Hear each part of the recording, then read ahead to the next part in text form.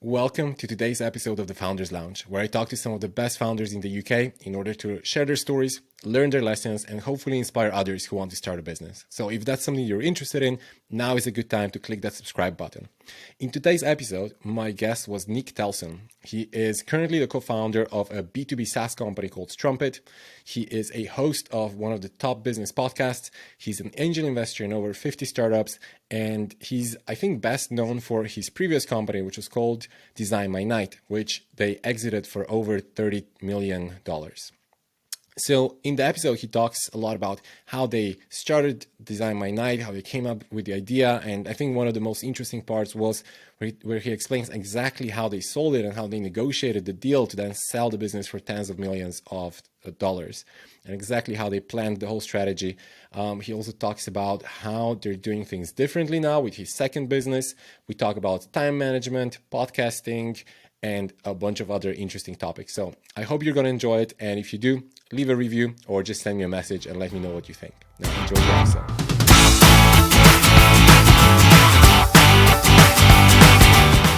Nick, welcome to the Founders Lounge. Thank you for having me. It's absolutely a pleasure. Nick, you seem like one of the people who's doing 100 different things and doing that relatively successfully as well, I must say. So I'm really excited to dive into a bunch of those things that you're doing and the things that you've done in the past. But like, how do you introduce yourself these days? Oh, that's a good question. I think I'd say I go backwards. So co-founder of Trumpet, angel investor, and exited founder of DesignMyNight. So I work backwards from now. All right. So then, well, if we start at the beginning in the past, DesignMyNight, that was your, I think so far, the biggest success in terms of business or financial success. So can you talk a little bit more about it? What was DesignMyNight and where did the idea come from? I think that's an interesting part. So that was my first startup. So I started that when I was 25. And the idea actually came from, so I was actually in New York with my co-founder, Andrew, who was also my best friend from university. So we met week one at university. He then went off to the corporate world and worked at Accenture. I did marketing at L'Oreal. And we were actually having a holiday in New York. And when we were heading out, there was a website we saw, which I always forget the name of, and it doesn't exist anymore, but it was about drinks deals in New York. And obviously we were younger then, so we wanted to find places where we could get cheaper drinks. But also the hotel concierge, when we went out, was like, where are you guys heading out to? And just asked us a bunch of questions, like what type of night, what area. And we then actually went to a restaurant in Greenwich Village called Benny's Burritos that do the strongest frozen margaritas. And we both just got really, really drunk without realizing. It just sort of caught up on us. Like we fell off our chair. Like we were just wasted, to be honest. And that night we came up with DesignMyNight. So we were thinking, wouldn't it be a good idea to have drinks deals in London and the element of concierge, but on a platform? And we just talked about it very loosely. And then when we got back from holiday, we started really digging into it and then did lots of pivots before even launching the business. But that was like the core start of the idea. That's a great story about how you came up with the idea. I actually didn't know that, but yeah, we can't even remember it. So that's the problem. All right, before we continue, I want to take a second to talk about our sponsor. I've always been saying that one of the best ways to learn about business is by working closely with a smart and successful entrepreneur, and this might be your opportunity. Our sponsor is a company called JudgeMe. JudgeMe is a Shopify product review plugin, and they're the number one plugin on Shopify. They're literally, if you look at the Shopify App Store, they're in the first spot. They're bootstrapped, and they managed to outcompete other companies that raise hundreds of millions of dollars by just being smarter and building a better product. They were started by PJ, who was also a guest on the Founders Lounge, episode 54, so I recommend you to check it out. They recently moved their headquarters to London, and they're looking for smart people to join them. They're looking for product managers, engineers, and they're looking to fill other roles as well. So check out careers.judge.me and see if you find any role that you like and apply. So that's careers.judge.me. Now enjoy the rest of the episode. It's one of the what there's this saying, it's kind of a joke that goes, what is it, like, no good story ever started by somebody eating a salad. And I think that's like a saying about why drinking is good, even though I'm not necessarily the biggest supporter. But I guess in your case you kind of proved that point. It's like, yeah, well, you go out, you get drunk, and you just flow. Somehow start a business. Exactly. So yeah, it's probably not the best thing to put in a business plan, how you founded the business, but yeah, I suppose our ideas were just flowing from that night. Kind of makes sense. I mean, it makes even more sense for the type of business that it was, right? And so, okay, well, then what happened? You said you iterated on it quite a bit before it launched, but yeah, how does the story continue? Yeah, so when we got back to London, sort of Googling what was out there. Like, I'm from London, so I sort of knew where I used to find out where to go out. And the big one that most people know, Time Out, which still exists, but didn't really do digital very well, and arguably still doesn't. And there was a few other big sites that just weren't great. So we were like, okay, there is potentially an option here.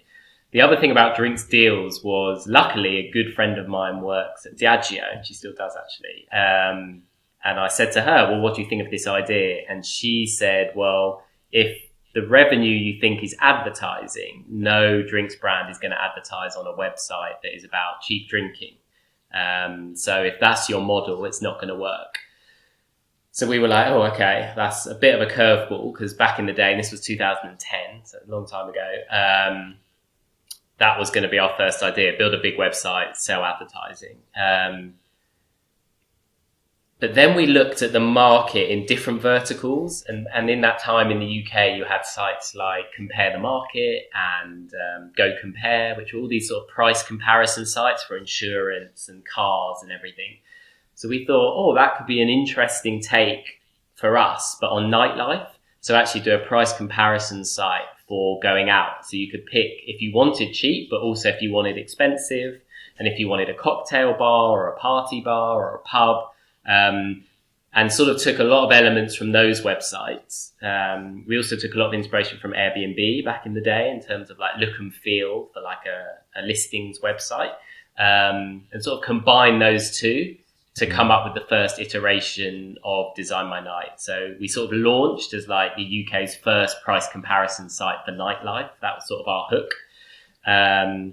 Took us about 8 months to build. So we worked at our businesses. We carried on working at Accenture and L'Oreal. We met up like every weekend. We met up every evening.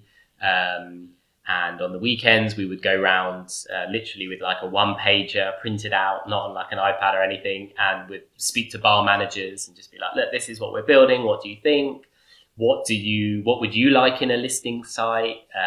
What is Time Out not doing that you would like, et cetera, et cetera. And just spoke to loads of people. And that's, one of the big bits of advice I give that cost us nothing. It's just time. So we just got out there, spoke to our potential customer early on, got loads of email addresses for when we launched, but then also great feedback. And yeah, we then put it live in the back end of 2010. Interestingly, I left L'Oreal and went full time. Andrew stayed at Accenture, and we actually split his salary for 6 months.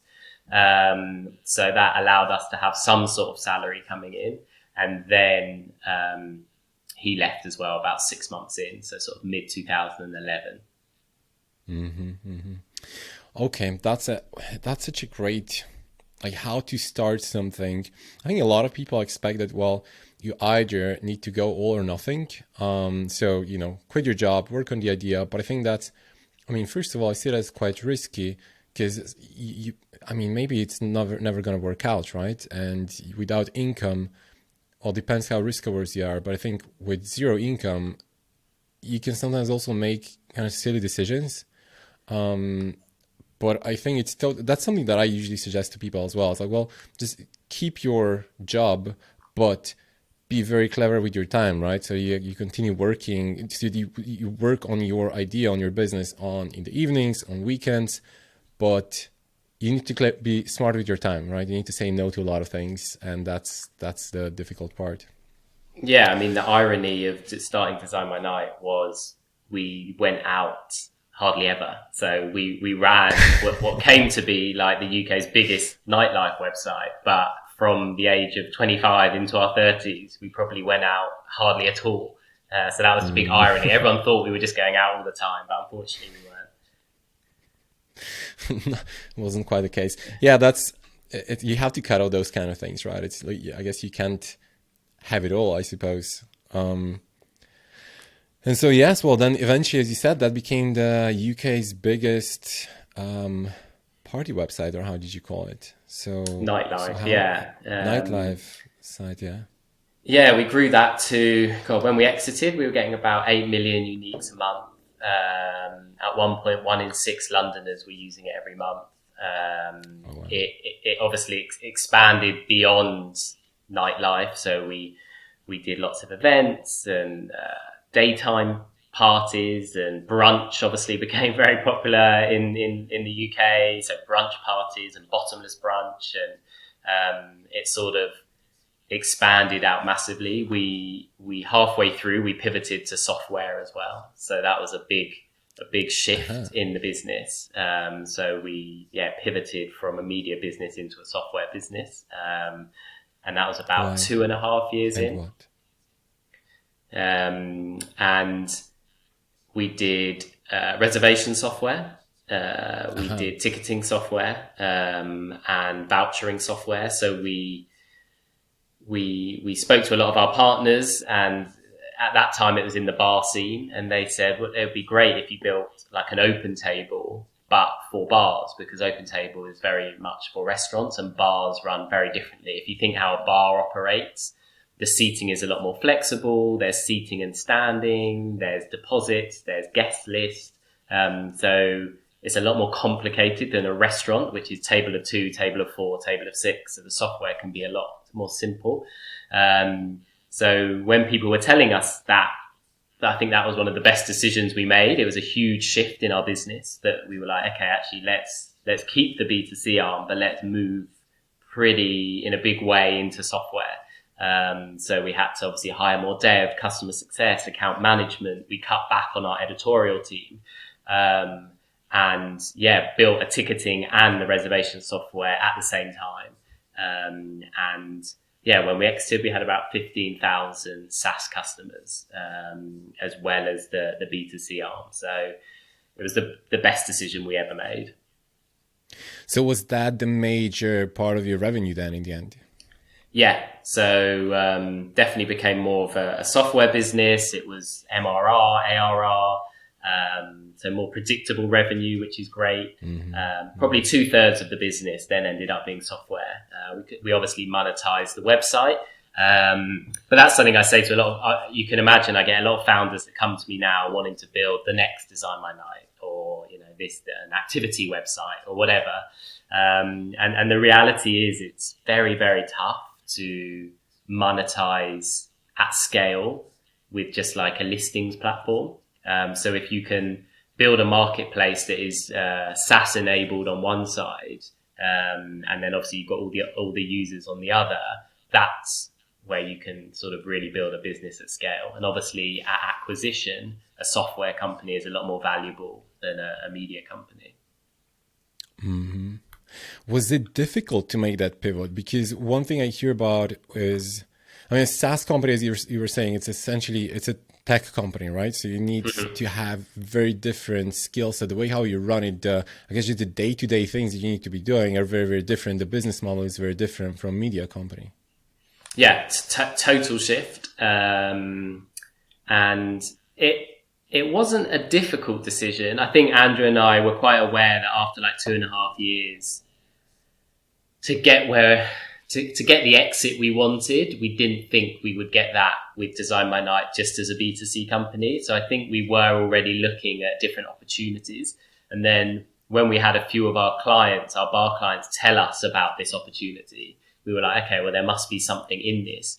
we probably did like a month quick due diligence on the idea. So spoke to other partners in the industry, spoke to pubs, spoke to bars, and said, look, this is now what we're thinking of doing. What do you think? Do you want to come on the journey with us? Do you want to help us scope it out? So again, similar to when we started the B2C platform, we were just speaking to our customers loads and sort of got them on the journey with us. And then when we launched, we had quite a lot of customers that had been on the journey with us, so wanted to use the software. So that sort of gave us a bit more confidence. Okay, I see. And so you said something interesting before. You said to get the exit that we wanted. Was that, do you have a certain goal in mind? Was there like an exit strategy that you had from the beginning? How did you think about that? Yeah, not right at the start. So right at the start, we were young. We just wanted to build a business, just, to throw yourself into it. Back in 2010, there was a lot less information about being a founder. It wasn't as cool to be a founder back then. So it was sort of throwing ourselves into the dark of just realizing that we didn't want to be in corporate anymore. But then probably, about 3 years in, we probably started thinking, okay, what do we actually want from this? Like we know we're not going to run this forever. We don't want to run this forever. We were growing a very profitable business. So it was spitting out cash if we did want to stay and just take dividends from the business. But as the software started to kick in, then we were like, okay, we've got something here. It can scale. We can get the revenue up quickly. We can keep our EBITDA margins up as well with software. We actually sat down and had just a very open discussion about how much money we would want to take from the business. And we obviously looked at our equity. We then looked at similar acquisitions in hospitality to come up with a rough sort of multiple. And we actually modeled out probably for the next 3 years what revenue and EBIT we needed to get to then have the potential to sell for the value that we wanted. And we charted that out, and we checked in on that sort of every quarter, Andrew and I, and we're like, okay, where are we on our sort of exit chart? Obviously, you don't know that someone's going to want to buy you, but we knew that we would be in a very good position if we hit those numbers that we were modeling. And then, so at some point, you also raised a little bit of funding, right? So as you said before, the company was very profitable, was a really good business. Did you raise funding when you pivoted towards SaaS, or was that for a different reason? So we only ever raised 500,000, so from 6 angel investors. So we raised 250,000 from the 6 angel investors the year before software. And then that year we discovered the idea for software, and they put another 250 in to sort of help fuel the software business. And interestingly, on our exit dinner, when the angels took us out for dinner, they put up our original business proposal for the first round of funding on the screen, and it was obviously awful. And there was no mention of software, obviously, and they just said, we knew that business you were pitching us wasn't going to be the business, but we could also see that you two were so ingrained in hospitality and you'd really were close to your customers. So they said, we just knew you two would land on something that your customers would want. And that's what we were betting on, not the original idea that you pitched us. Interesting. Okay. That is very cool. Well, let's talk about the exit a little bit. So you exited after, was it 7 years, did you say, or more? Yeah, so it was 7 years. We had a 2-year earnout after. So it was 5 years since we took the sort of round of funding. And again, that's what we modeled. So we said to our investors, we want to exit in 5 years. This is where we want to be in 5 years. It was about 4 and a bit years into it where Andrew and I looked at the model and said, okay, well, maybe at the end of this year, we're going to be where we want to be. So let's start scoping out an exit. So it wasn't how you read in TechCrunch, like we weren't flooded with random offers and Google wanting to throw money at us. We went down like the formal route. So we hired a broker and it was a 7-month process with the broker. The first part was putting together our IM, which is like it's your sales deck, but like 100 slides. So you work very closely with your broker. They come in and understand your business. They work on your financial model with you and basically become like another founder for like those few months. It's really intense. And they're just in there asking you loads of questions, looking at all your financials. DesignMyNight was also quite complicated. So you had your B2C revenue, you had your reservations revenue. Our ticket revenue was a clip of all the money that was bought on tickets. So it wasn't a SaaS fee. So we had like 3 or 4 different revenue lines and different models. So it's quite complicated for them to get their head round. And then once you've got your sales deck, you put together a teaser of that deck, just like a few pages. And the first process is they go out to people they think would be interested, but don't mention that it's you that's up for sale. So say, look, we've got this company that's in the hospitality business. This is what they do. This is their financials. Are you interested to learn more? If they are, you sign NDAs and then give them the full deck. We got a few nibbles off that. And then he said, okay, let's run the full process now. So that was going out to all the ones you would imagine. So like OpenTable, BookATable, Eventbrite, TripAdvisor. So all of those. But then obviously the job of a broker is to bring in loads of people we never heard of. So he was speaking to quite a few people in Asia, speaking to private equity. And you again show a bit of a bigger teaser deck to them, which talks about DesignMyNight as the business. If they're interested, they sign an NDA. You then give them the big deck. If they're then interested in that, you normally jump on a call with their head of M&A. If that goes well, you'll normally have another call with the head of M&A and someone within the business. If that went well, you'd normally have a call with head of M&A and then probably like the CEO of the business. And then it comes to offer stage. So obviously that all takes a lot of time. Like, so you're doing outreach to hundreds of people. You're hopefully having lots of calls, and then you just whittle it down as you go. And the final stage for us, we had 3 offers pretty much. And yeah, you then have to not get greedy, which was something our broker said to us. He was like, don't throw away a deal because of greed. So the acquirer that we went with in the UK, actually, they're a unicorn in the UK. We turned down their offer 3 times. And then they came back and said, look, this is literally our final offer. Take it or leave it. At the same time, we were negotiating with 2 other, one in Asia and one in Europe. But these guys are sort of acquisition professionals, so their business acquires a lot. So they were like, we can get the deal done quickly. We'll do light due diligence. We've got the cash ready to go, because when you sign exclusivity on a deal, it could then take months to close, and anything can still go wrong. And our broker said, until you've got the money in the bank, it's not done. So there was one company, for example, an American one, that was super interested. We got very far, and then they were going to IPO the next year. And they had to halt all M&A because of the IPO. So suddenly that deal was dead. So he said, look, these guys are English. They're ready to go. You know, we've done deals with them before. The money is more than you wanted previously. So, you know, get the deal done, basically. So we agreed to do the deal with them. And then from there, it took about a month, maybe 3 weeks of due diligence, and then closing the deal. It actually nearly fell through on the last day, the day that we were signing the deal. But we got it over the line in the end. What happened? There was, a very long story short, there was so we were meant to go into their lawyer's office about 9 a.m. to sign.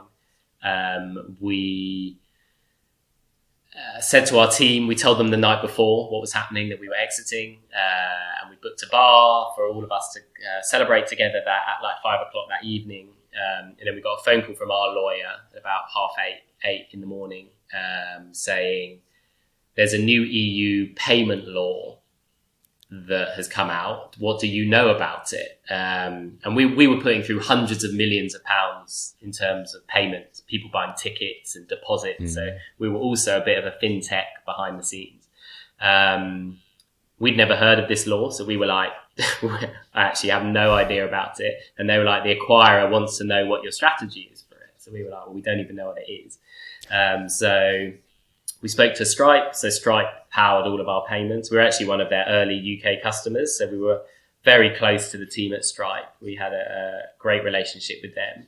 And our account manager, we phoned, and we couldn't tell him that we were being acquired, but we were like, all of our investors, we said, want to know about this EU law that's coming out. They're going to ask you questions about it. Just answer what you know. He said, well, that's great, but I'm on the way to hospital because my wife's giving birth. So we were like, okay. So we were like, okay, well, that is more important. But the trooper that he is, he like messaged us in the afternoon and was like, I can jump on the call now if you want. And we didn't ask him to do that. So he jumped on this call. We just had to stay silent and let the acquirers just ask all the questions, even though he thought it was our investors. Put the phone down, just had to wait. And then probably at about 5 o'clock, we got a phone call from our lawyer saying, it's fine, they're going to go ahead and go to the deal. So we went to their lawyer's office in the city, and we didn't sign until about 8 p.m. So then we joined our team, who were already very drunk and had drunken all the champagne we pre-bought when we walked into the bar. But yeah, so we got to the bar about 9:30, and we were meant to be there about 5.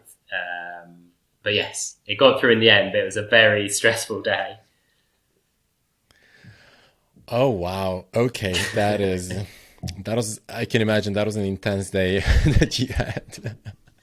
But yeah, I've heard maybe not similar stories, but I've often heard like it's not until the transaction happens, you don't know that it's done, and there could still something could come in between, and you just need to be super careful until the very end.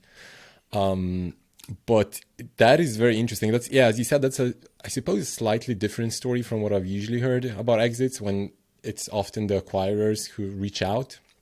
But I suppose. I suppose that's a good strategy. Well, would you say it's a good idea to have, so you had 3 potential acquirers in the end, right? Is there a little bit of a bit of a bidding war there? You can use that for negotiation. Yeah. So obviously you're not mentioning who the others are. I think the good thing as well at that point is that they're all second guessing who it is. So I can't speak for our acquirer, but I would guess that they're sat there thinking, okay, well, we're up against Booking.com, or we're up against TripAdvisor, who obviously have very deep pockets. How can we sweeten the deal that they come to us? And then if you've got Booking.com on the other side, and it wasn't, but let's just say it was Booking.com on the other side, they might be thinking, oh, well, it could be TripAdvisor. We don't want them to get this. So what can we do? So bidding a war is part of it, but obviously they will have their ceiling on how much they're willing to pay. But there's other ways you can sweeten the deal in terms of how much you get up front, how much is tied into the earnout. Your earnout can be 6 months, 1 year, 2 year, 3 year, 4 year, 5 year. You can have different types of targets on your earnout. So I think our acquirers sweeten the deal. They increase their price, but they sweeten the deal on the earnout for us to make it quite an attractive earnout. So yeah, that fear of who else was bidding definitely helps you in the end.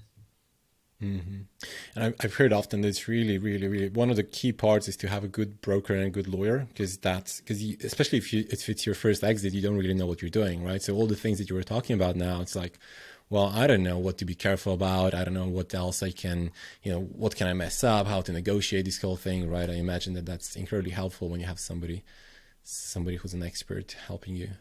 Yeah, the broker definitely. They got the deal done. But yeah, lawyer, we had a really good lawyer, and it was just pivotal because obviously the sales agreement it's just huge document that's obviously all legal language.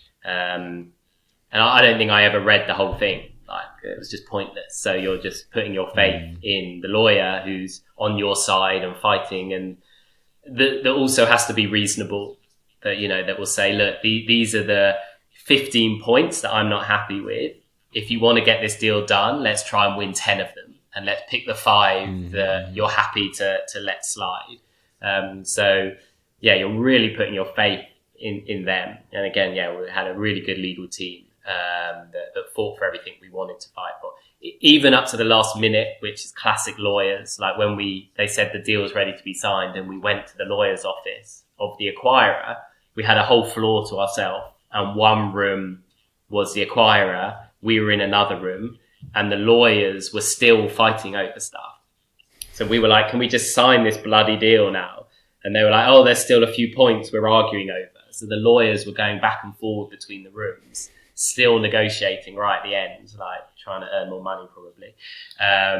So like right until the end, the lawyers were still fighting it out. But yeah, they put in some really good clauses for us that we just would never have thought of, which actually were fundamental when we were doing our earn out.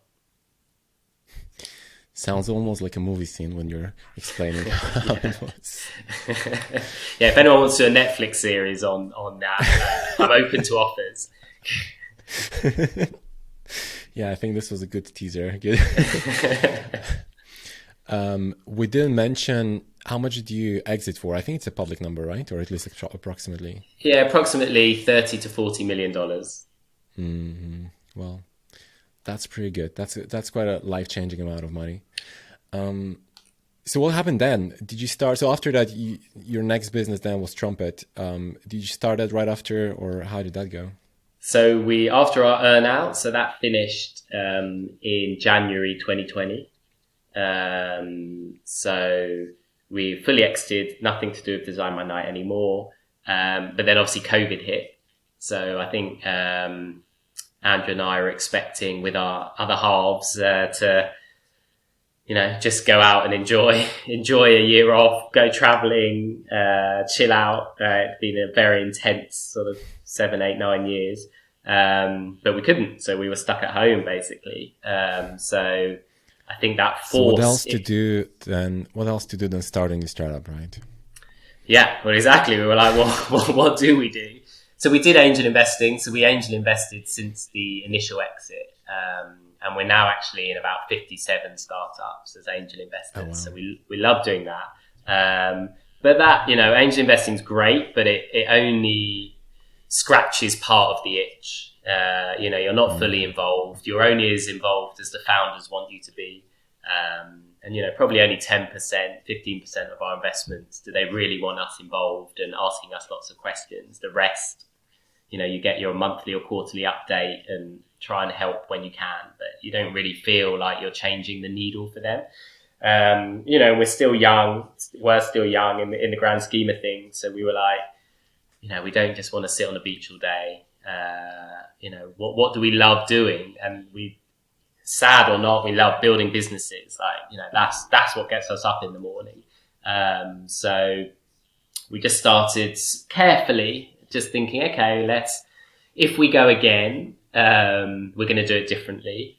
So we'll bring in a third founder to help us and actually probably be the CEO. And we can focus on the things we love doing. When we sold DMN, there was about 100 people. And actually we never had HR. So we just found that very stressful, like managing a team, managing the office. It was obviously pre-COVID. So we had an office where everyone went to. It just got very stressful by the end of it. So, you know, I love marketing, I love brand, I love sales. Andrew loves product and data. So we were like, if we can bring in a third founder to sort of run the day to day, we focus on what we love. That feels like something that we'd be excited about. We also, for the next idea, we're like, it has to be instantly global. It has to be scalable. It has to be product-led growth. So we had to tick all of these boxes as well. So we were ideating loads of different ideas. And then we landed on Trumpet, which again, we did a pre-pivot. So it was originally going to be called Loop. And it was actually going to be for founders raising investment. So that the core product of Trumpet is to spin up hyper-personalized and engaging microsites in minutes. So almost like a Canva and Squarespace for salespeople. But we thought, how do you pitch for investment? A PDF. Like, how dull is that?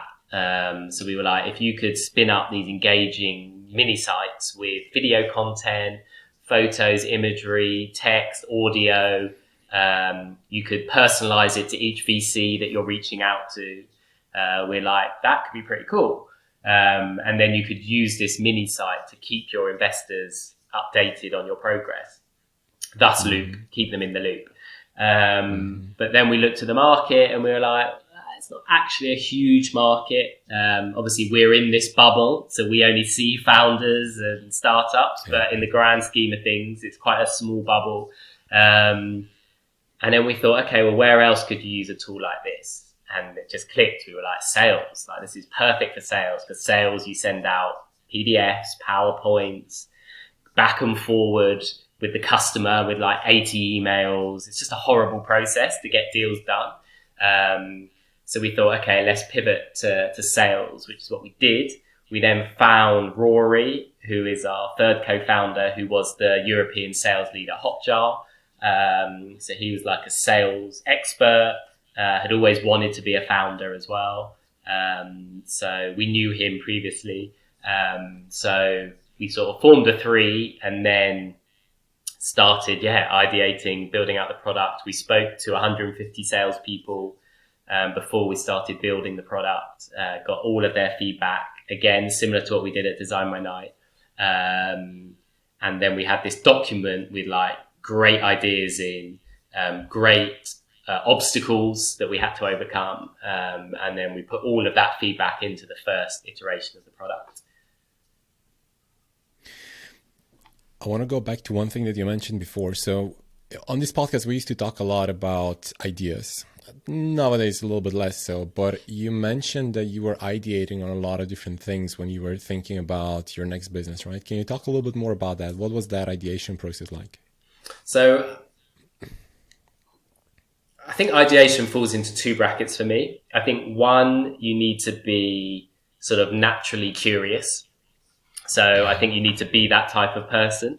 So whenever I'm out and about, I'm always looking and thinking how things can be done better. Or because I love marketing, whenever I see like a billboard, I'll always think, what would I put on that billboard? What strapline would I have put up there? So I'm just constantly challenging things. And I think the best way to come up with ideas is not to sit in a room and think I need to come up with an idea. It's just thinking about all the things you interact with on a day to day, whether it's yourself, your family, your loved ones, all the things we do based on experience, and just think how it can be done better. So, when we pivoted Loop to Trumpet, we thought back to DesignMyNight and just thought, how do we do sales at DesignMyNight? Really archaic and badly. Maybe that can be done better. And one big thing we did, so the process of ideation for us is we come up with the idea. One big thing I say to founders is do not then come up with a name. Do not start building the brand, because that's where you get excited and you haven't really proved whether it's a good idea. And the minute you've got a brand and a name, you're convincing yourself that it's a really good idea. So the first thing we do is we do a one-pager of the idea. So it's, what's the problem? How are we going to solve it? What's the market? And what would the first iteration of the product look like? Literally in one page. We would then speak to as many people as possible. So we would reach out to people on LinkedIn, reach out to our network and go like, this is what we're planning on doing. What do you think? So that's then we found the 150 salespeople. And I always say, try and do everything you can to dissuade yourself that it's a good idea. Most founders, especially young founders, will do the opposite. They'll do everything they can to prove it's a good idea. And if you go in with that mentality, you're then going to miss stuff.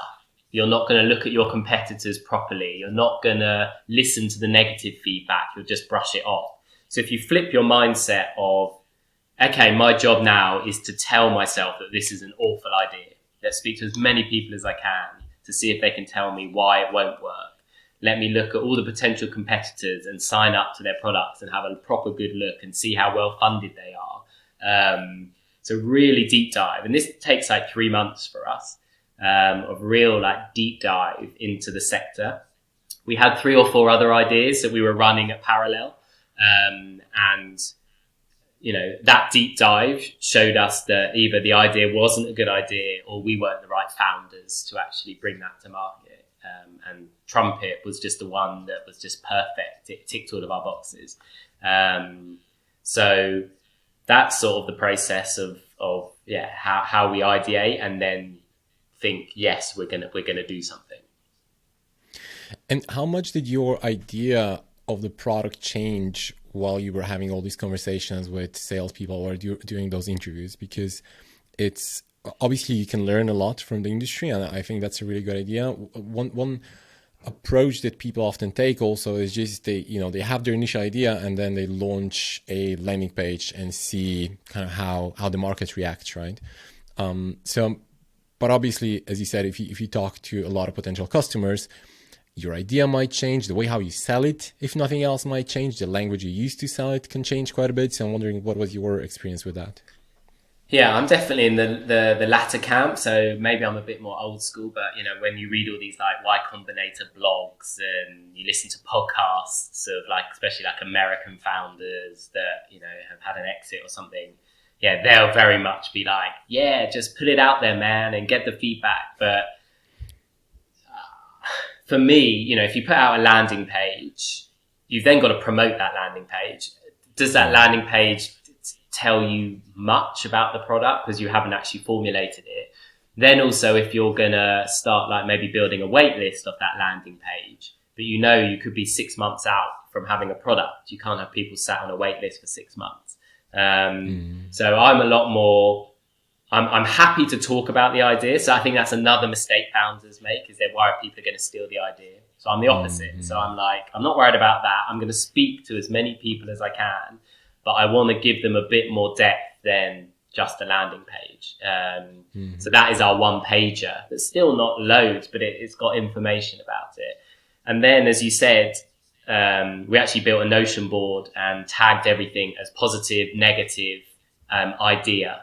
And like you said, you're then, when you just speak to someone for 15 minutes, you're just testing little tidbits of language, what things really excite you about the product, what things that we thought excited people didn't excite people. And you just start to get, it's almost like having an MVP without having the product. And I think the richness of feedback we gathered from that, both in terms of our focus for the MVP and the language we were going to use, really, really helped shape what it became. Like the framework of the idea of these hyper-personalized sales mini sites created in minutes stayed the same, but the more in-depth feature base and the language definitely changed. I see. And what was your launch strategy there? Because I saw on your website, it says that over 2,500 people or companies signed up for your beta launch, right? Which is pretty good. Yeah. Yeah. So we spent 8 months building the product. So this was not a quick product. Again, we sort of ignored the whole lean startup, put something out you're not proud of. We actually, because Andrew and I could fund the early part, almost as like pre-seed investors, we were like, no, we're going to go to a proper product agency who have built high quality products. We're going to get brand work done. We want to come out with almost like a Series A product as our MVP. So that was our strategy at the start. Probably about 4 months out from launch, that's when we put our landing page live, and sort of announced to the world what we were building. Fortunately, I built up a very good network on LinkedIn. So since exiting DesignMyNight, I've built up a big network of founders and business people. And it was basically just going out to our network saying, this is what we're building. We had the 150 salespeople. We could email all of them and tell them to tell people. And you sign up for a wait list. We then had like a viral loop product built into our wait list. So we had a sequence of emails set up to keep people engaged. And that sequence of emails wasn't just about Trumpet. It was about like sales collateral. So we were like, here's great podcasts you should listen to. Here's great videos you should watch. So it's sort of educating, building a mini community without building an actual community. We would then tease the product. So as and when we had screenshots and stuff, we started to tease the product. And the viral loop within the email was, if you share your referral link, you'll move up the list. And you'll get the product for free if you refer 10 or more people. And actually about 20%, 22% of our wait list came from referrals. So it did really, really work. And we just built up the excitement. We built up the hype, built up the excitement. By the time we launched, we had 3,000 on the wait list. So that was the way we sort of built the FOMO for what we were building. It helps because we were exited founders. So I think people were more interested to see what we were building next. But there's tons of blogs out there how to do that. So we just studied those. Loads of companies have done this FOMO waitlist.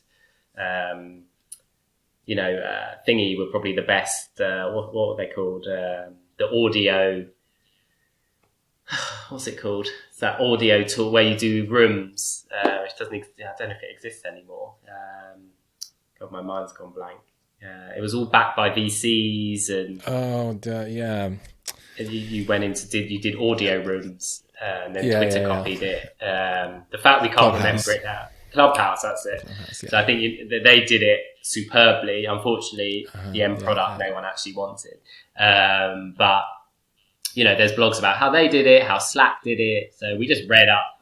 We didn't really reinvent the wheel and used FOMO and viral loops to get it going. I see. All right. One of the things that you do as well is you have a podcast, right? As well, which is, from what I understand, a pretty successful podcast in terms of its ranking. It was or it is a top 5 business podcast globally. It was, it was. I'm on series 5. It's more of a hobby so that's more of like a labor of love.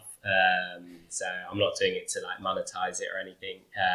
It's called Pitch Deck, and its original format was like Dragon's Den or Shark Tank. So we would invite a pre-seed founder to come and pitch, audio only.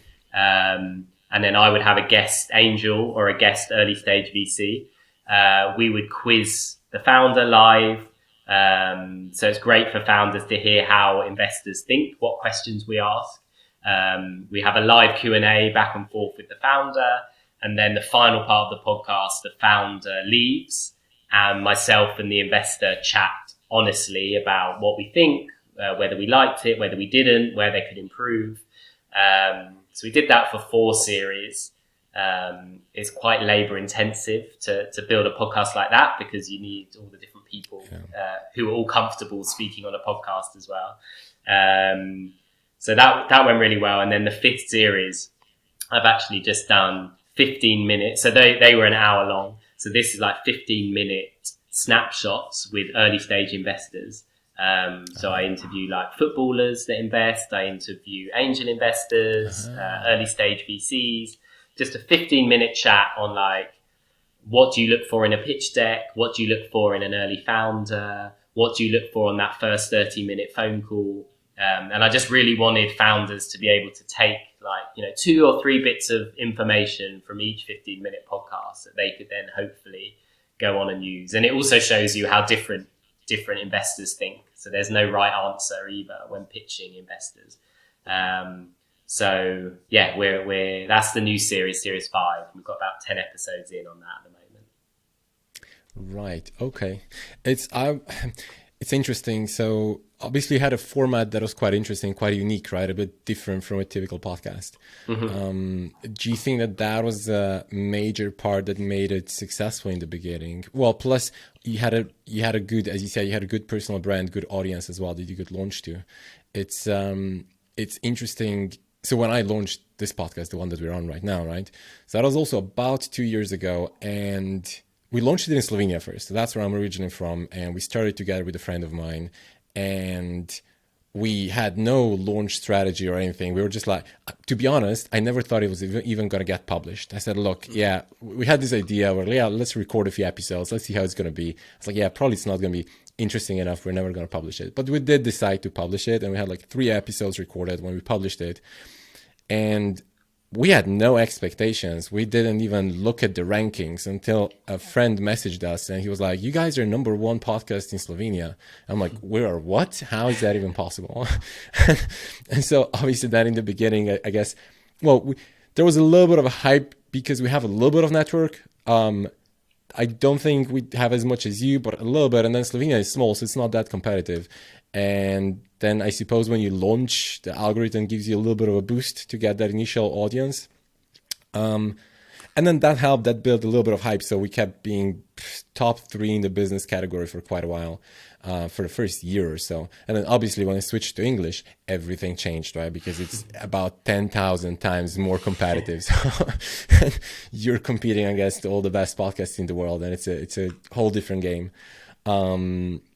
But yeah, I mean, that was the story with this podcast. And now it's just kind of, I guess, still searching for a, I don't know, certain format that's maybe going to be different or unique. But personally, I just do it because I enjoy doing it. It's kind of like you said as well. It's a bit of a hobby. It's something fun. It's something just to talk to interesting people and hopefully deliver some value to others in the world as well. But yeah, well, that was a little bit of my story on this podcast. But yeah, I guess in your case, I would say the format was probably one of the key parts, right? It just makes it different, interesting.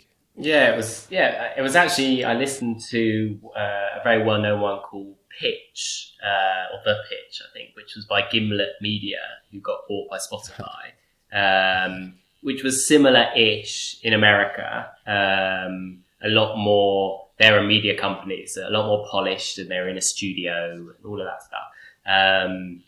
But you know, I love watching Dragon's Den, but you know, I also see sort of how unrealistic it is for the real world. So I was like, if I can bring together founders who are actually raising money and investors who actually invest in early stage companies, and just let that unfold, and you know, having proper negotiations or discussions about price. You know, obviously Dragon's Den, they want like 50%. You know, that's not really the real world. So I thought it was important to show founders what the real world is like. So yeah, people did, you know, really like that format. Everything I put out there, I think if there is something I want people to take from my content.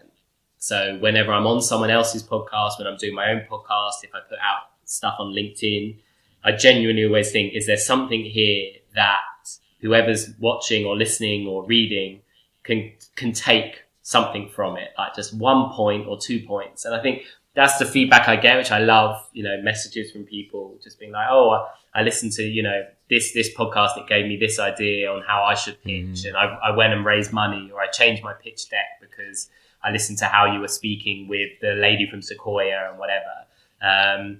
So I think that's in my mindset. I'm like, if I was a founder listening to anything I put out, can I take information from it rather than just like talking about myself or something? So I think if you go in that mindset with anything, it can normally get picked up. But look, podcasts are tough. It has to be more of a hobby, like unless you want to put like a marketing agency behind it and a PR agency, which I don't. As you said, I just enjoy it. I love the messages that people send me if they're enjoying it. And yeah, I just get to build my own network of people that come on the podcast. I've co-invested with people on the podcast, and I didn't know them before they came on the podcast. cars. So yeah, as you say, it's just a great way to meet people and stay in touch with people. Yeah, exactly. Exactly. Okay, so podcast, and you're investing, and you have a startup, and you're doing, I think, some mentoring and some other things on the side. How do you manage your time? I guess, how do you manage your time? How do you divide your time between different things? I think I am a lot more focused in the work I do now. So I think when I sit down to do work, I am very tunnel vision on what I need to get done. So whereas before something might take me an hour because I wasn't that focused, might now take me 20 minutes. So I try and really divide my time up in the day. I have to-do lists of it's something I've done since DesignMyNight. So I've got like a bigger to-do list, but then every day I write down 3 or 4 things that I have to get done today, that are also doable. So, I'm not going to put 5 big strategy things, but just 5 things to come off my to-do list that I know I can get done today. And whatever happens, I will make sure I get those done. So that really helps focus me. Also saying no more.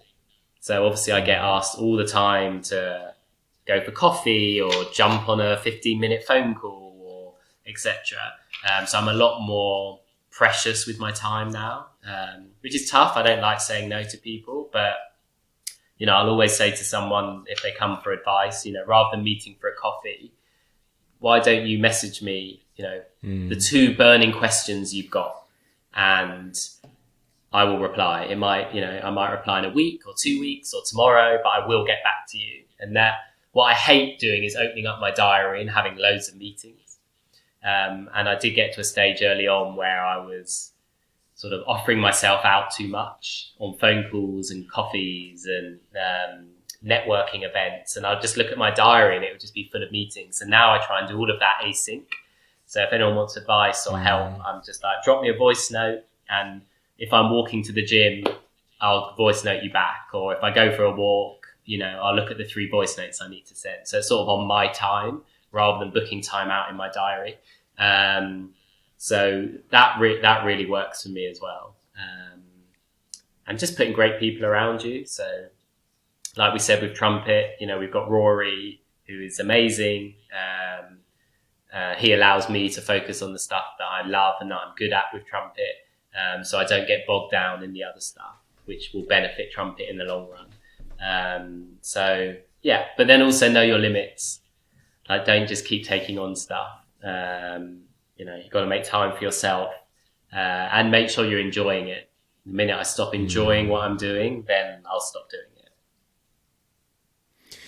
When it comes to focus on, the task at hand, is that something, do you have some kind of, I think a lot of us struggle with that today more than ever. There are so many distractions. The world is just full of notifications, and everything is built for short-term attention spans, right? I recently deleted all social media apps from my phone because I realized I just started spending too much time on Twitter. Twitter is, for me, that's my drug of choice, because it feels useful. It's like, well, I'm kind of learning. I'm like following interesting people, but then when you spend an hour a day or more on the app, you're like, well, it's probably not as beneficial as it seems in the moment. So I always try to just, I suppose, tailor my environment to make it more productive for myself. I know some people just put their phone in flight mode even. Do you just use your discipline, or do you have other tactics to actually focus on tasks at hand? Yeah, so actually the only real social media I use is LinkedIn. I've got Twitter for my podcast, but I don't really use it that much. I don't have Instagram. So I'm not really a huge social media person, and I use LinkedIn, less about ego and self and more because I know it helps everything I'm doing. So I haven't really got that dopamine drug of constantly looking at notifications on LinkedIn, because I think LinkedIn's a bit different to Instagram, where, they're obviously liking you because it's personal, or to a photo that you put up or something. So I sort of banish all of that from my life anyway, which is great. On my phone, the only notification I have is WhatsApp. So I don't have any other notifications on my phone. What that does is it allows me to pick the times that I'm going to look at it. So if I'm out and about, for example, I'll be like, okay, I'll hop into my email now because I've got half an hour, rather than buzzing between meetings and emails flooding onto my phone. It's like nothing I do is urgent. I'm not a surgeon. I'm not saving anyone's life. So I think if you get into that mindset, that if it takes half an hour to reply or 2 hours to reply, it doesn't matter in the grand scheme of things. So yeah, I'm quite disciplined on that. I turn off all notifications on my laptop. So I don't have WhatsApp notifications on my laptop. I don't have email notifications on my laptop. So the window I'm in is the window I'm in until I move. I'm also quite a big believer in short bursts. So like 20 minutes of focused work rather than sitting down for an hour. I feel like a 20-minute burst of full attention and get, one thing off your to-do list or get through your inbox or whatever, then go and make a cup of coffee or go for a walk or look at your social media for like 20 minutes and sort of reset and then go again. I feel like that works quite nicely rather than saying, okay, I'm going to sit in my laptop for 2 hours and get stuff done. I don't think our brains are wired to sit down and focus for 2 hours. So yeah, I tend to work in like short, sharp bursts. And I sort of thrive a bit on chaos.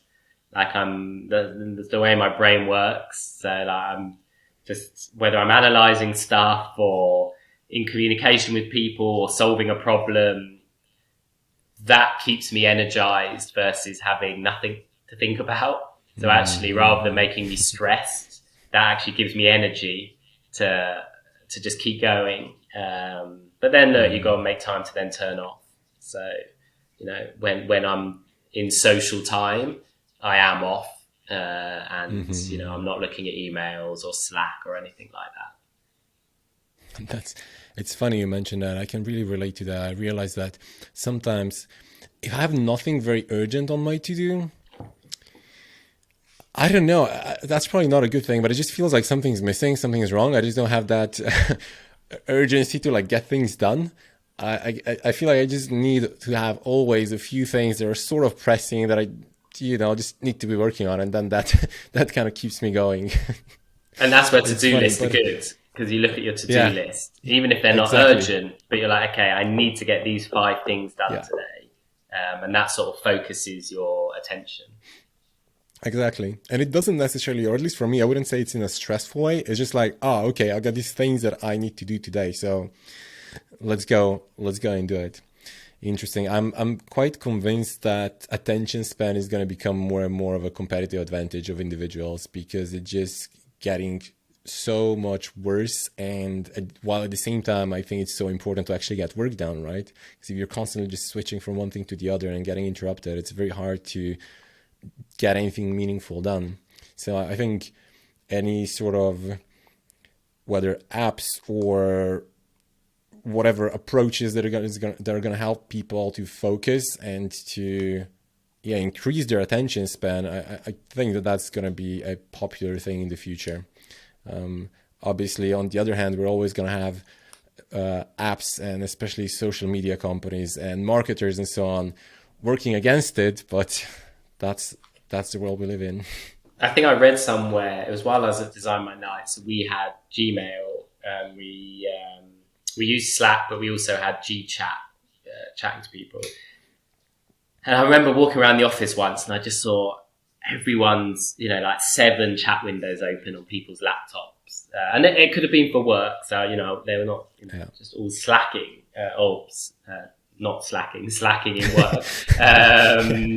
And I just thought, I just want to look into, is there any like evidence anywhere? And I found it, and I can't remember the exact figure, but it was something like, if you have a notification on your laptop, every time that pings or comes across the screen, you lose 10 minutes thinking time. because you either click on it or you don't click on it, but you're thinking about it, and then you'll lose your train of thought of what you were doing. Yeah.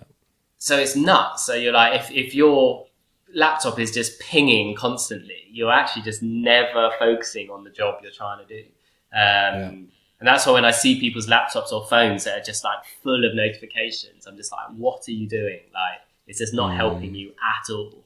So the biggest way you can do it, and it seems so obvious, is just to clear all of that away, do your focused work, and then dive into Slack and social media and emails on your terms. Yeah. One thing I've done about a year ago, I wrote about it a little bit on Twitter, is this experiment where I started tracking pretty much every minute of my day. And I had a notification every 15 minutes to track my time. And so obviously that was an interruption, but it was an interruption for the sake of the experiment, right? So the only thing I had to do when the notification went off, I just wrote, I had a spreadsheet and I would write what I was doing for the last 15 minutes. And it was, first of all, eye-opening when I looked at it at the end of the day or at the end of the week, when I was like, oh, wow, okay, I spent like way less time on this one project that was super important, like way less than I should have. And then I sometimes had chunks of like blocks of 2 hours when I had absolutely no idea what I was doing, right? Something interrupted me, and then I don't know, one thing led to another. And I looked back at my time, I was like, I didn't track my time for like 2 hours, and I genuinely don't know what I was doing. Or I could like, or at least it didn't feel like 2 hours, right? Yeah. And the second sort of unexpected benefit of that was that I just being way more mindful of my time eventually. Because I was at the back of my mind, I was always thinking, I was like, okay, well, what am I actually doing? What am I going to track at the next 15-minute stop, right? And I think it helped me tremendously. Now I haven't done it in probably a few months, but I think I want to do it every few weeks, perhaps. Just do it again, maybe just for a few days to get back into that state of being more mindful where my time is actually going. Because it's the most important resource that we have, right? You want your time to go where it's actually needed or where it's actually impactful. Yeah, and I think when you actually are aware, and especially social media, of like just how much you're just doom scrolling, you're like a robot. As you say, Twitter is probably the worst because it is educational tool, but I do then challenge people on, say you're following founders and VCs and there's a long thread or whatever, like you might read that thread, but then are you actually taking it in and learning from it? You are for that second, you're like, oh, that's a good idea, I'll do that, and then it's on to something else. So it's like, how much are you taking in? And look, I don't want to say I'm perfect, like I definitely waste time. But yeah, I think you're right. If you can just be mindful of that. And look, social media is an addiction. Notifications are an addiction. Even Slack and emails, it gives you that, okay, what's that? It's the dopamine, isn't it? So it is an addiction. So I think if you just cut that out, like for example, I love sugar. Like I don't smoke, I don't drink loads, but I love sugar. And I know that if at home I have got a bag of Haribo, I will eat that bag of Haribo. So I just don't buy the bag of Haribo. Exactly. And it's the same with notifications and social media. Like if you just turn it off and then treat yourself to some sweets every so often, but not having a constant bag of sweets in your house, then I think you'll find that you'll be a lot more focused in the work that you do and a lot more fulfilled because social media is not great for you. Let's be honest. Yeah. Completely agree. Yeah, and it's hard to rely just on your discipline or your willpower because it's not perfect and it's not endless, and you don't want to. I feel like you don't want to trust yourself with that. It's tough. If you can just kind of it's tough. It's better to just adjust your environment so you don't need to rely on your willpower. A few quick questions before we wrap up. If you're 20 years old again and you want to start a business, what do you do? That's right. I think it's very sort of a la mode at the moment, but I think start trying to build up your own personal brand. I think that gives you so much more of a leg up in terms of researching for the business and when you launch it. And, you know, what I say to people on the personal branding front is just be authentic. Don't talk about stuff you don't know. There's always going to be other people in your position. So just talk about what you're doing. So, for example, if you're a first-time founder leaving corporate world, talk about the journey of corporate and leaving corporate, what you learned in corporate, what you're worried about, what you're excited about. Take them on the journey. Like, don't pretend that you're this founder that knows everything, trying to give advice. You know, I see a lot of people giving advice that have never exited a business before or have run a business for 10 minutes and they're suddenly like the know-it-all founder. And obviously as you get more experience, you're going to have more of a bank of stuff to talk about. But there's always going to be people that are interested in your journey. So, you know, start building your personal brand on Twitter and LinkedIn. Be authentic about that. Make connections, network, learn from other people. And you'll be surprised how quickly you can build a network from nothing. If you're just a nice person that's being authentic, I think that's just like the key. So I think that's probably one of the main things I would do. So I would start that early. I didn't really focus on that until I exited DesignMyNight. So I would do that. And then my previous advice about dissuading myself, anything is a good idea. So be very cynical about what you're building. And ask as many people you can. Don't be worried that they're going to steal your idea. They probably won't. Excellent. By the way, there's a really good book, which I forgot to mention before, The Mom Test by Sam Fitzpatrick. Have you heard about it? No. Write it down. I'm pretty sure you don't need it, but I think a lot of people who are listening to this might find it useful. And what it talks about is specifically, or maybe some of the people you're mentoring could benefit from it. It talks about how to do customer interviews, right? When you're starting a new business or even just launching a new feature in your existing product. The reason why it's called the mom test is because if you ask your mom for your business, for feedback, your mom loves you and she wants you to be happy and she's going to say, yes, honey, that's a great idea, right? But the mom test, the book teaches you how to ask questions, what kind of questions you should ask and how you should ask them so that you actually get real information from your, potential customers or whoever you're interviewing, right? So that you don't ask like fluff questions, so you don't get incorrect answers. So you don't get answers that just make you feel good. And I think that's incredibly important, because otherwise, exactly as you said, you might just try to confirm that your idea works. While instead you should really be learning how you could kill your idea, right? Because if it's a bad idea, it's going to die anyway. So you might as well just learn that sooner rather than later. And it's a thin book. I don't know, maybe 100 pages, if even. Very easy to read, but very, very practical, and I think super useful. Nice. Speaking of books, next question. What is the one book or person or experience or something that you would say that impacted your career and life the most? It could be several, but... I love... so I did read all of the founder books. So like Steve Jobs, Alan Sugar, Richard Branson, Bezos, or Building Amazon. So I read all of those, which sort of, I always think those books are more about getting you pumped rather than giving you practical advice, because, it's like you turn, we came up with this product, you turn the page and it's sold 10 million. You're like, oh, well, that's the bit I need to learn about. So I didn't learn from those, but I got really pumped.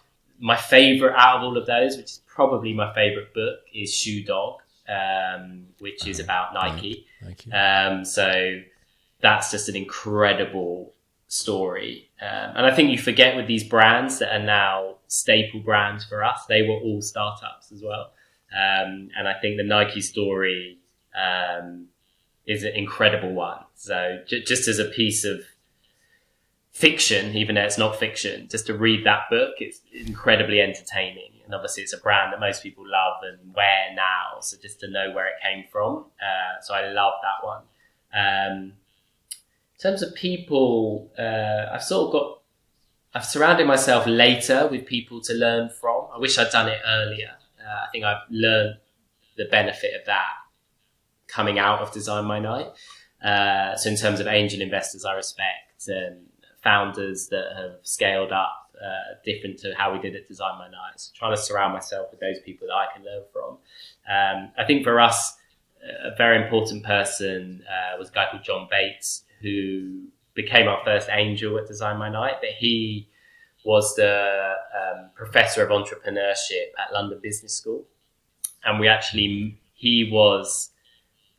he is the dad of a friend who we met randomly at this friend of a friend's dinner party. And John was in the kitchen and he spoke to Andrew and just said, "Oh, who are you?" And he explained, and he said, "Oh, what do you do?" He said, "Well, actually," he didn't know who John was at this time. He said, "Oh, actually, I'm starting this new business called Design My Night." And he said, "Oh, well, I'm the profession of entrepreneurship at London Business School. If you want to come in once a quarter and just chat to me about how it's all going, feel free to do that." So we followed up and did. We met him for like a year and gave us that incredible advice. And then he was the one that was like, "Oh, okay, I think we should maybe start raising money for Design My Night. I will be an angel, and I know like 5 other people that I think would be interested. Let me introduce you to them." And he became our chairman at Design My Night as well. So I think it's wonderful to have older heads around you. I think we're surrounded by advice from people that have maybe scaled all of these cool tech companies, and they've done amazingly to scale those tech companies, but they're still like in their 20s or early 30s, who themselves probably have so much to learn as well. So I really enjoy speaking to like older, wiser heads that have been there, they've seen everything, they've done it. They might not be as like cool in terms of the latest tech to use and all of that, but in terms of just like mindset, attitude, structure, culture, the business, the bones of the business, I feel like you can learn a lot from people like that. And that's something we do with a lot of our team at Trumpet. So we have coaches, and we try and get our coaches to be sort of older people that have maybe had like 4 or 5 jobs at like Microsoft and Amazon and Sky, but they've done all the jobs there. They haven't just like scaled one successful business and knocked it out of the park. Because I think there's a lot to learn from people like that. So that's important to me. Very good point. Yeah, I agree. I think it's easy to follow somebody who's very young and very successful because it feels like they're kind of like me and like they know something I don't know. There's something attractive about that, right? But I completely agree. There's some kind of wisdom that only comes with years or decades of experience, right? Yeah. That you acquire. Yeah. What do you think, in your opinion, what separates okay founders from great founders?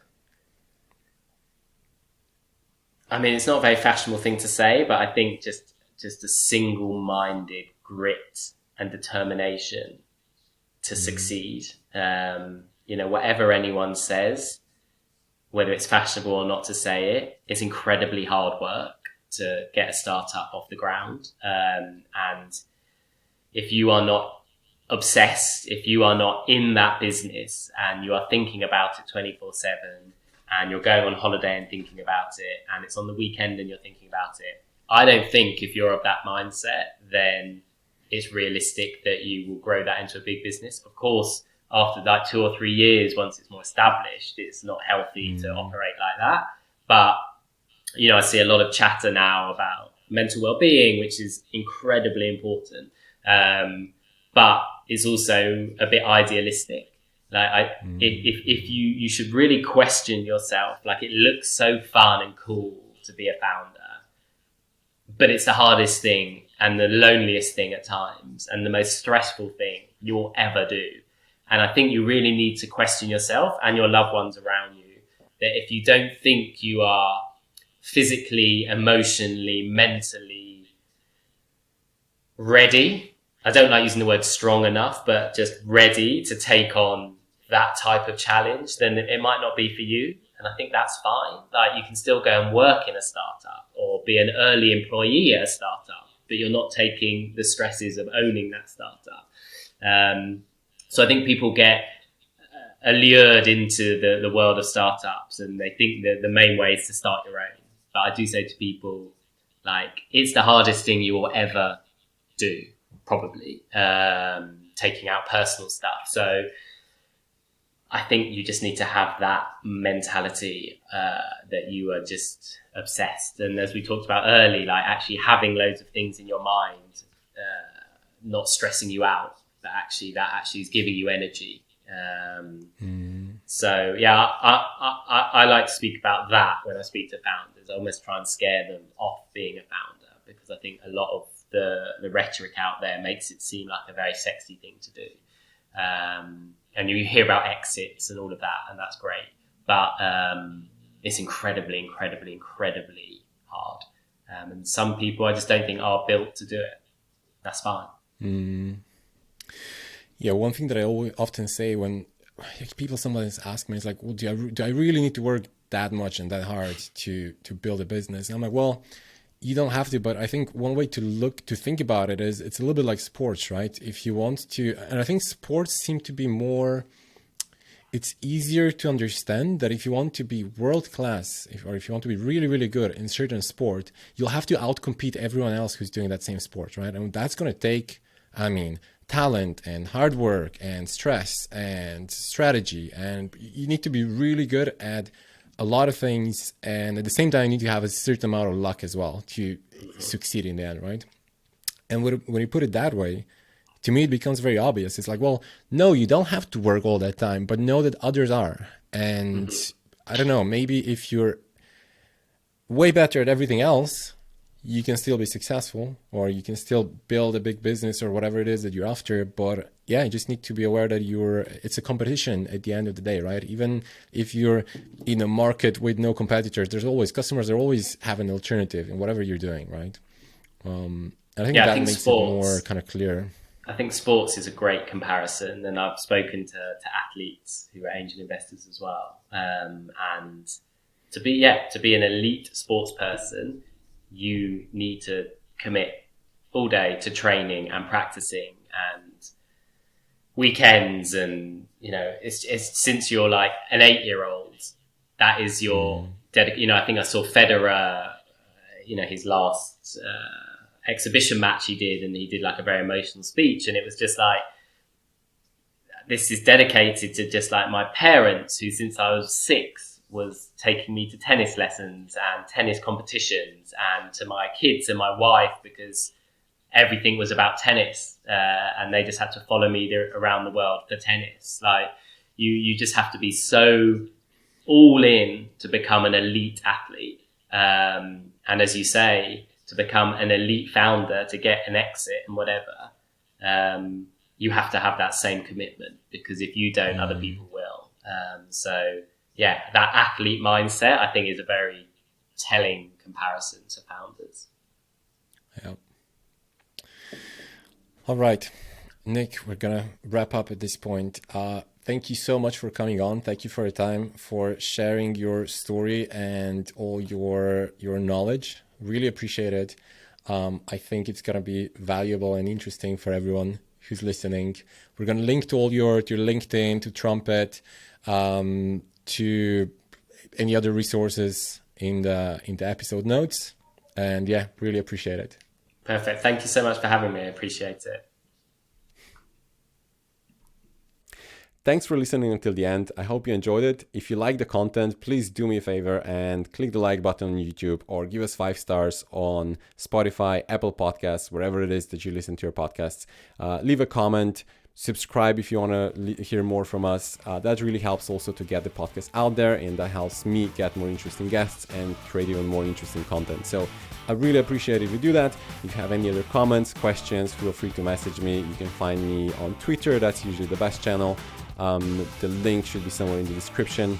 And check out my Twitter. I try to tweet interesting stuff about similar content that we talk about on the podcast, key insights from the podcast as well, and just generally stuff that I learn and stuff that I do. So see you. Thanks.